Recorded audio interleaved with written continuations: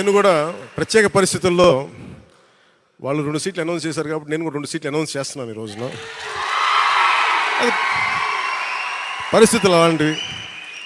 So నాకు కూడా ఒత్తిడి ఉంటుంది, అప్పుడు చంద్రబాబు గారికి కూడా ఒత్తిడి ఉంటుంది, నాకు కూడా ఒత్తిడి ఉంటుంది. కాబట్టి ఆ ఒత్తిడిని నేను కూడా తట్టుకోవడానికి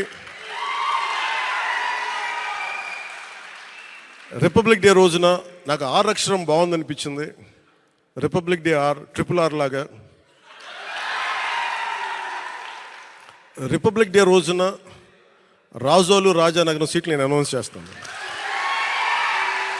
సో ఈ రిపబ్లిక్ డే రోజున అందరం బాగుండాలి, అద్భుతాలు జరగాలి మనస్ఫూర్తిగా కోరుకుంటూ, రాష్ట్ర ప్రజలకి బంగారు భవిష్యత్తు జనసేన తెలుగుదేశం ప్రభుత్వం ఇస్తాయని మనస్ఫూర్తిగా కోరుకుంటూ, ఈ పర్యాయం నన్ను నమ్మండి, వ్యూహం నాకు వదిలేయండి.